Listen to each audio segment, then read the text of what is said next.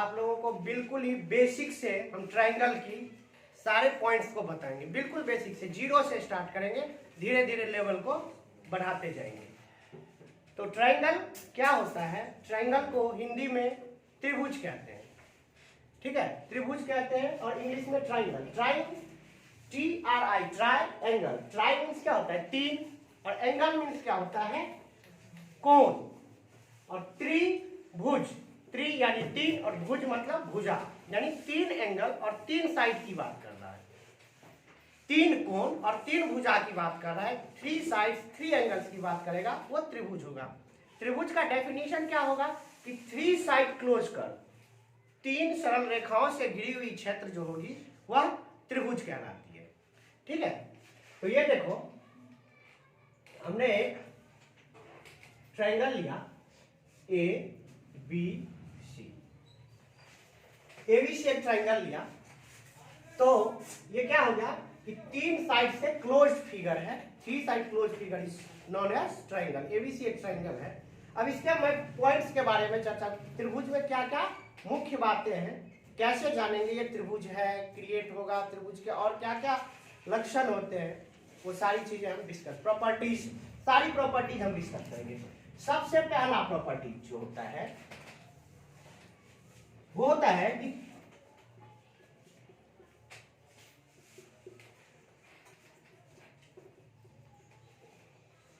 Some of three angles of a triangle is 180। त्रिभुज के तीनों कोणों का योग 180 डिग्री होता है। Sum of three angles of a triangle is 180। बेटा एंगल जो होता है हमेशा कैपिटल लेटर में एंगल को हम लिखते हैं, एंगल को कैपिटल लेटर में लिखा जाता है। एंगल के सामने की जो साइड होगी, अगर ये एंगल ए है तो एंगल के सामने की साइड, इसको स्मॉल ए लिखेंगे, ये साइड कहलाएगी, ये स्मॉल ए। बी के सामने स्मॉल बी एंड सी के सामने स्मॉल सी, ये हमारा साइड डिनोट करता है, और कैपिटल हमारा एंगल डिनोट करता है, ठीक है। कह रहा है कि अगर ये एक ट्रायंगल है ABC और इसके एंगल्स को अगर सम करते हैं तो ये 180 होता है। देखो ये 180 कैसे होता है। चलो एक हमने ट्रायंगल लिया ABC, एक ट्रायंगल लिया, अब इसको प्लस दिखाना है कि 180 कैसे होता है। तो सबसे पहले ABCD एक ट्रायंगल के पैरेलल, यानी BC के पैरेलल एक लाइन ले लेंगे, BC के बिल्कुल पैरेलल एक लाइन लेंगे। अब देखो BC के पैरेलल जो एक लाइन हुआ ऐसा हुआ, और इसको अगर AC की बात करें, AC क्या है? ट्रांसवर्सल लाइन है। AC एक तिर्यक रेखाएं है, तिरछी रेखाएं है, प्रतिच्छेद कर रही है इस लाइन को। ये जो लाइन है, एक मान के चलो ये, और एक दूसरा BC है, B और C को।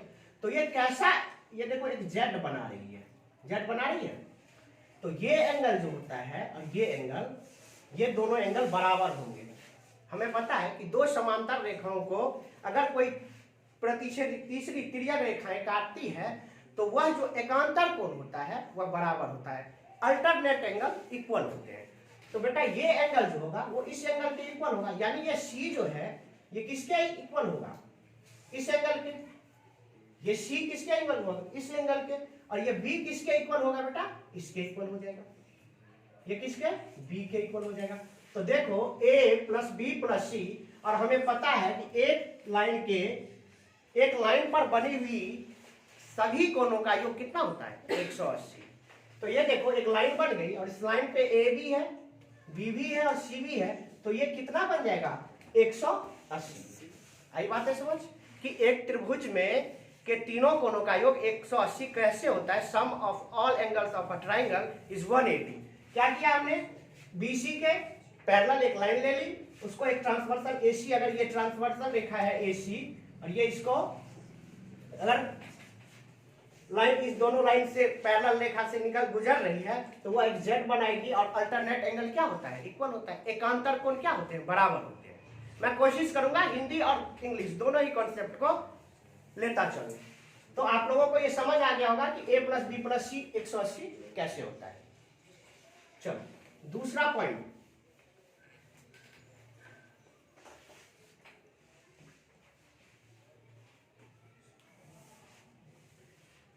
ट्रायंगल है ये, ए बी सी और ये एक्स है। कहता है कोण ए और ये कोण बी जो है, एंगल ए और एंगल बी जो है वो एंगल एक्स के बराबर होगा।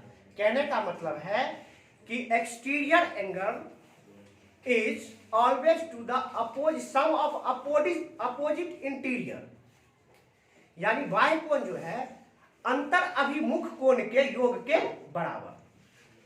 वाय कोण एक्स इंटीरियर एंगल है, एक्सटीरियर एंगल कौन सा है, ए और बी एक्सटीरियर एंगल है, तो ये एक्सटीरियर एंगल के इन दोनों के इंटीरियर एंगल के बराबर होंगे सम के कौन, एक्सटीरियर एंगल। बाह्य कोण जो होगा एक्स जो होगा वह दो इंटीरियर एंगल ए और बी यानी अंतः कोण के योग के बराबर होता है। जानते हैं कैसे?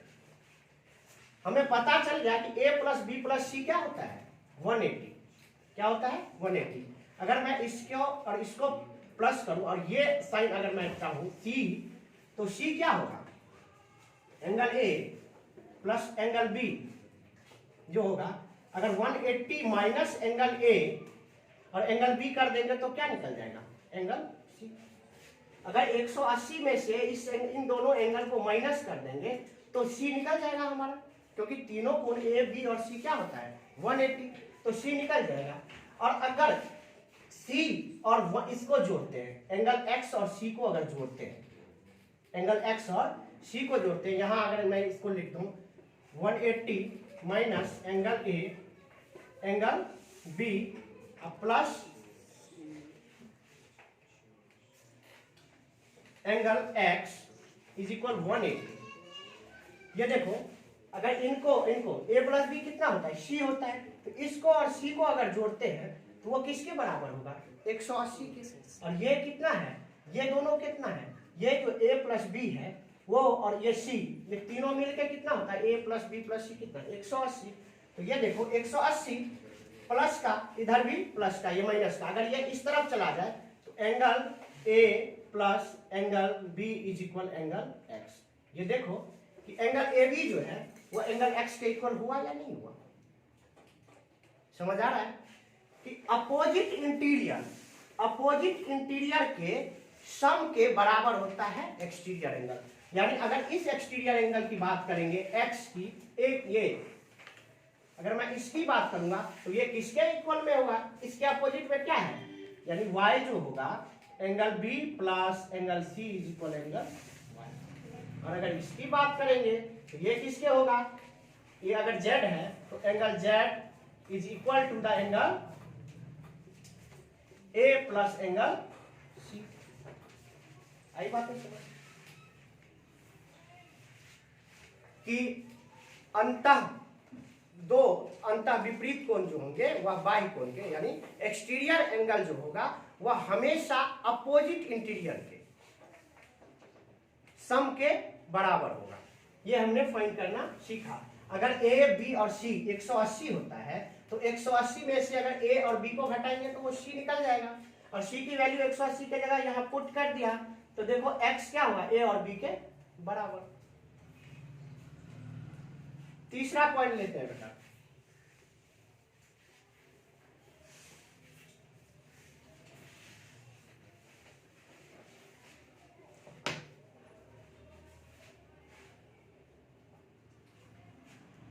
ट्रायंगल है ABC, sum of two angle side is always greater than the third side. यानी ट्रायंगल का एक होता है कि ये ए हो गया बेटा, ये बी हो गया और ये सी हो गया, यानी angle A plus angle B is greater than the angle C. या इसी को और क्या लिख सकते, थर्ड पॉइंट बेटा, sum of two angle is always greater than the third angle, यानी साइड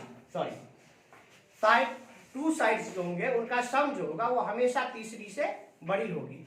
ये देखो कैसे कि मान के चलो अगर ये ए बी है या सी से हमेशा बड़ा होना चाहिए, या बी सी है या क्या होना चाहिए, ए से बड़ा, और सी ए है ये हमेशा क्या होना चाहिए, बी से बड़ा। तो ही एंगल बनेगा। कैसे, देख लो कि a प्लस बी, अगर ये 5 है, ये 3, ये 4 और ये 5, देख लो बेटा 5 और 3 को प्लस करेंगे क्या होगा 8, 4 से बड़ा, 4 3 7 प्लस क्या 5 से बड़ा, 5 4 9 3 से बड़ा हो रहा है। तो ये ये है कि हमेशा दो जो साइड्स होंगे उनका प्लस जो होगा, सम जो होगा वो तीसरे साइड से बड़ी होगा। चौथी बात है,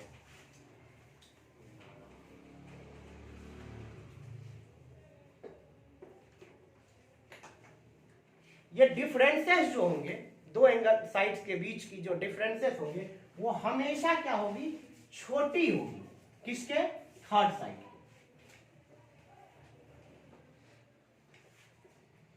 angle A minus angle B जो होगा वो लेस देन एंगल सी होगा, या angle B angle C less than angle ए।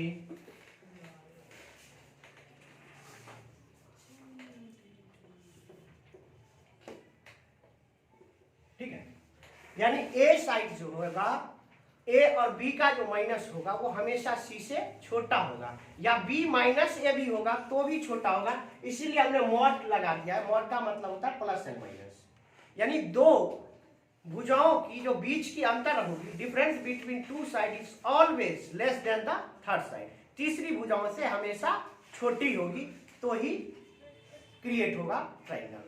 ये तीसरा पॉइंट था और ये चौथा, प्लस वाला तीसरा था, ये चौथा, यानी दो साइड का सम तीसरे से बड़ा और दो साइड की डिफरेंसेस तीसरे से कम। 4 पॉइंट्स हो गए बेटा। पांचवा पॉइंट, ट्राइंगल जो होता है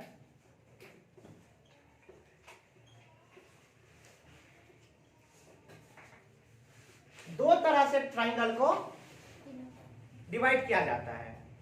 ट्राइंगल, ट्राई मतलब तीन, एंगल मतलब कोण, तीन कोण के आधार पे, या त्रि मतलब तीन, भुज मतलब भुजा के आधार पे, तीन भुजा या तीन साइड। अब देखो अगर मैं एंगल की बात करता हूं तो अगर थीटा जो है वो लेस देन 90 डिग्री हो तो कौन सा कहलाता है बेटा, न्यून कोण। कौन सा कोण, न्यून कोण। इंग्लिश में इसको क्या बोलते हैं, एक्यूट एंगल। अगर theta greater than 90 less than 180 तो वो कौन सा कहलाता है बेटा, अधिक कोण। कौन सा कोण कहलाता है, अधिक कोण। इंग्लिश में बोलते हैं ऑब्ट्यूज एंगल। और theta equal to the 90 degree ये कौन सा कहलाता है, समकोण, राइट एंगल ट्राइंगल।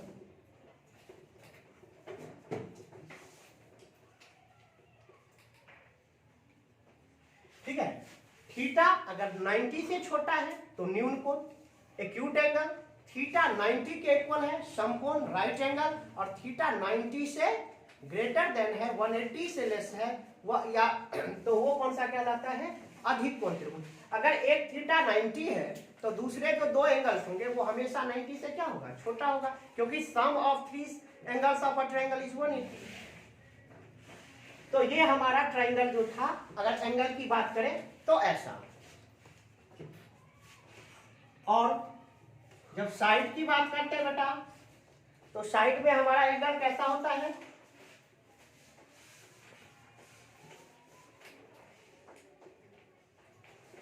ये जो मैं एक डालता हूं इसमें दो, इसमें तीन, इसका मतलब होता है ये एंगल, ये एंगल, ये एंगल, तीनों अलग अलग एंगल है। और ये 1, ये 2, ये 3 डालता हूं, इसका मतलब ये साइड तीनों भी अलग अलग रिप्रेजेंट कर रहा है।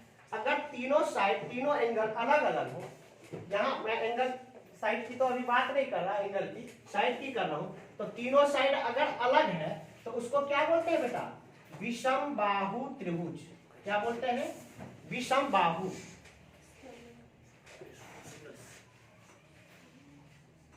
कौन सा,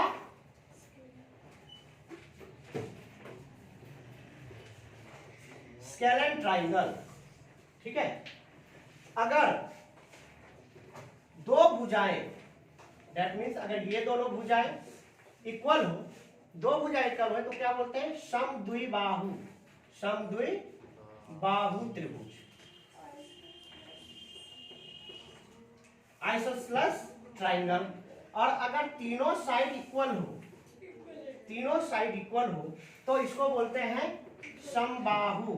क्या बोलते हैं बेटा, समबाहु त्रिभुज, और इंग्लिश में इक्विलेटरल ट्रायंगल, इक्विलेटरल ट्रायंगल। अगर तीन साइड की बात करते हैं तो स्केलर, सोसेलस और इक्विलेटरल, जिसकी तीनों भुजाएं बराबर हो, थ्री साइड्स आर इक्वल, समबाहु, थ्री साइड्स आर अनइक्वल, विषमबाहु, स्केलर ट्रायंगल, और टू साइड्स आर इक्वल, जिसकी दो भुजाएं बराबर हो, समद्विबाहु। दो भुजाएं बराबर हो, समद्विबाहु, two sides are equal, three sides are equal, तीनों भुजाएं बराबर हो, समबाहु, और तीनों भुजाएं बराबर ना हो, विषमबाहु, कोई भी साइड्स एक दूसरे के इक्वल नहीं होगा। ठीक है, ये समझ। अब देखो बेटा, जैसे ही दो एंगल्स अगर बराबर होते हैं, अगर ये दोनों एंगल, अगर ये दोनों साइड बराबर है, दैट मीन्स ये एंगल क्या होंगे, बराबर होंगे। अगर ये तीनों एंगल्स बराबर हैं, साइड बराबर है, दैट मीन्स ये तीनों एंगल क्या होंगे, बराबर होंगे। और अगर ये तीनों साइड्स अलग अलग हैं तो तीनों एंगल्स भी अलग अलग होंगे, ये भी ध्यान रखना है। अब देखो आपके क्वेश्चंस इस टाइप से आ जाते हैं कि दे दिया एक, क्या देगा, ये 5, ये 4 और ये 7, मान के चलो ये कोई, और इसमें ये नहीं पूछता है कि ये कौन सा, ये पूछता है कि कौन सा ट्रायंगल है, और आंसर में दिया रहता है न्यून कोण, समकोण